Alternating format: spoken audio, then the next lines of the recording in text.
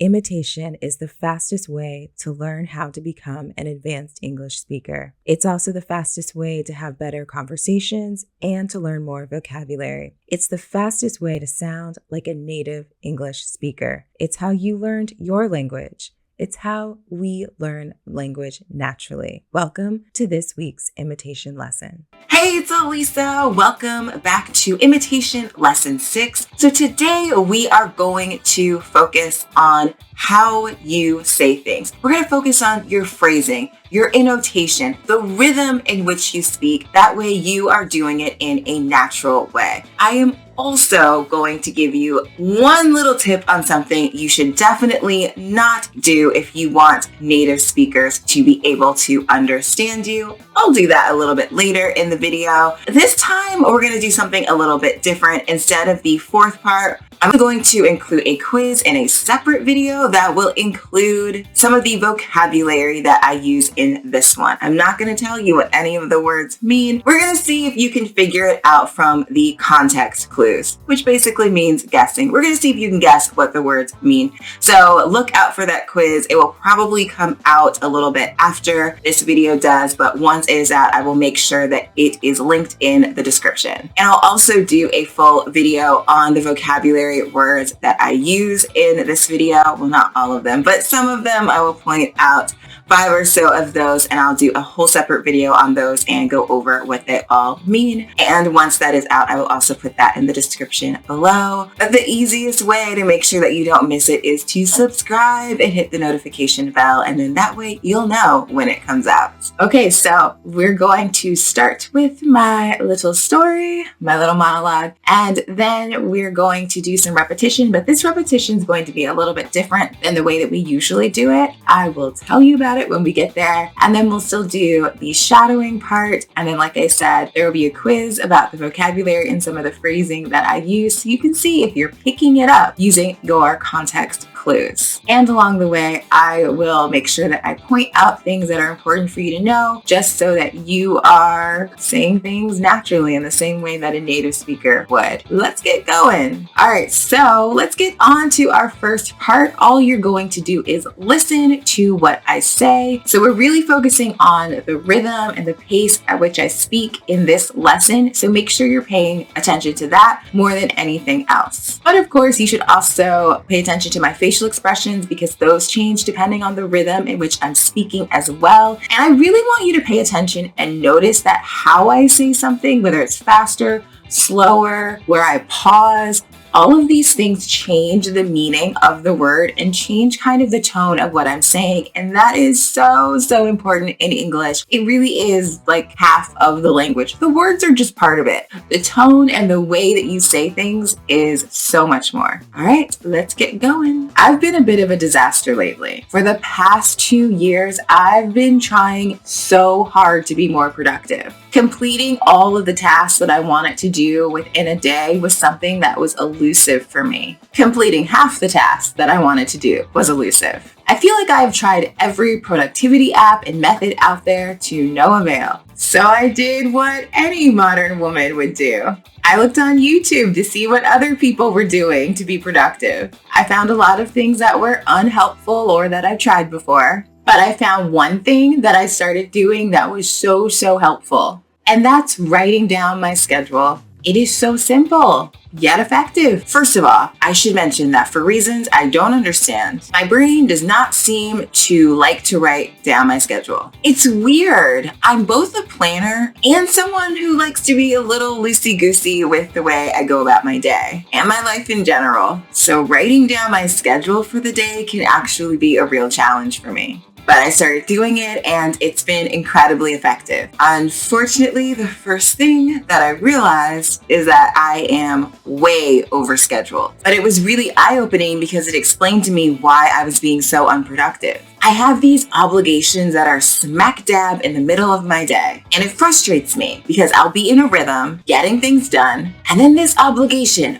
pops up and disrupts everything. So writing down my schedule has made me realize that I need to rearrange some things. And by some things, I mean my life. I'm now taking a look at things. I've already started to make some changes. I will be able to implement some of these within the next few weeks, and the stress is already dissipating. I am oddly very excited about this. I guess I'm taking solace in the fact that things are about to get a lot easier. Who wouldn't be excited about that? Anyway, writing things down is apparently the key to life. It's weird how the smallest things can work miracles. Okay, dokie. So we are done with that part. So now you guys know that I'm super unproductive, but I actually have been doing this over the past week or so, and it has made a real difference. So if you are struggling to get your act together, then that actually might help you. But anyway, that's not what we're doing here. So I want to point out a choice that I've made in my life about the way that I speak. So I am someone who likes to speak in hyperbole, which just means I like to exaggerate. That is something that is a personal choice. So some people are just very exact. I am a very literal person, so I mean what I say, but I like to exaggerate. When I exaggerate, it's obvious that I'm exaggerating. So I just want to point that out to you the couple of times that I do it here. You can choose to be like me and exaggerate things that you say, or you can choose to be very exact in what you say. So when I talk about exaggerating, I'm talking about saying things like, oh, I could eat a whole elephant. I was hungry as a horse. Things like that, where it's obvious that I don't actually mean that. I would never eat an elephant.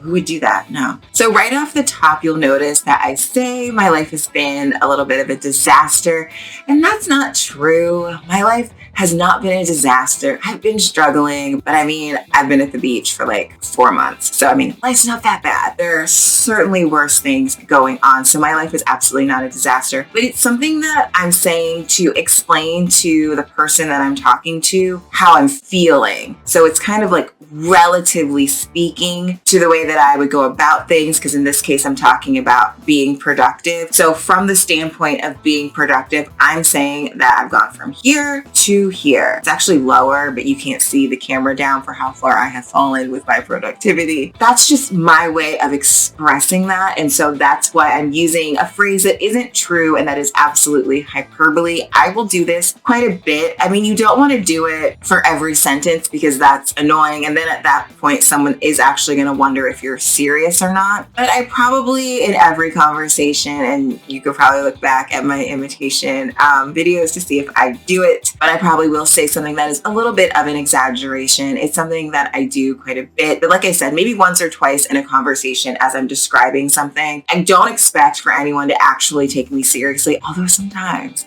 they do, and they think I mean it, and I have to explain, like, I'm just kidding. Even when I'm super sad, I like to keep things light, and that is one of the ways that I do that, and so that's another reason I do it. I'll try and point it out more in the future as I exaggerate, or maybe you guys can point it out, and then that way you can just kind of see how somebody does that, and you can decide if that's how you want to speak English or not. It's totally a personal choice that is up to you. I want to point out something that I heard the other day that will help you guys just be understood better by native speakers. So one of the things that I want to be really, really clear about is that you do not have to speak perfect English for native speakers to understand you. We're pretty much fine with you making mistakes. If you make a verb conjugation mistake, that's not a big deal. We barely will hear it, quite frankly. It's not a problem. In no way am I saying that you should not work on your English and try and perfect your English and speak as well as possible. I'm just saying you should not have a panic attack. Oh, did you see that? I'm just saying you should not have a panic attack if you don't say everything perfectly. Did you see that? Did you see how I said you should not have a panic attack? See, I exaggerated that. That's the kind of stuff I'm talking about. I hope you're not actually having a panic attack just because you like messed up your verb conjugation or something silly like that. We usually can figure out what you mean, and we really don't spend that much time worrying about the fact that, oh, you made a mistake. Oh no, you made a mistake. We don't care. But one thing that is confusing is what you do while you're thinking. So I use a lot. You guys can hear it. I've got to stop. doing that. But I use a lot. That's just what I use naturally, and that's probably what most people use naturally. To be honest, I actually only use when my brain has like stopped functioning. That's another exaggeration. My brain is always functioning, but sometimes my brain is like having a conversation and it's thinking about this, and then it just like goes over here. And that's when I say because it's like, brain, get back. So I will use a lot. The is absolutely fine for you to use. The thing with is it's kind of like its own word. And by that I mean it has a beginning and an end. What I will often hear people use, and I hear this a lot from people who are from South America or people who are from Eastern Europe, they will say, the thing with that is it doesn't have a beginning and an end. So what happens is you end up blending with the word that you're saying. So if I say something, then now we have 3 words blended together instead of me saying something, instead of me putting in between a word. There's just a really big difference. And when you do and you connect it like that, that is when we might not be able to understand you. So you're gonna have to wean yourself off of that. Pay attention to see if you do that. If you do, what I recommend is you just doing It's hard to change the sound that you make as you're thinking or getting your brain back on track. What I'm saying is you have to make it have a clear beginning and a clear ending. That way someone can clearly separate it from the words that you're saying. Hi guys, I just wanted to pop in here and say I'm going to end this video here. I'm going to make it a 2-parter. As you guys already know, I am struggling with my schedule, so I finished editing this part of the video, so I'm going to go ahead and get it out to you. I will finish editing the repetition and the shadowing part, and once I do, I will get that out to you then, but I wanted to just get you guys the story part. I know some of you guys really just love hearing the story part. Anyway, if you want to still do that, you can definitely just pause this video and repeat after me. The script will still be in a link in the description below, so you can still do the shadowing part on your own without that part of the video if you're eager to do it now. And I have already recorded the vocabulary, so I just need to edit that, and so that should be coming out relatively soon. I will make sure I get the quiz done soon as well. Thanks for bearing with me, guys. I will see you soon. Bye.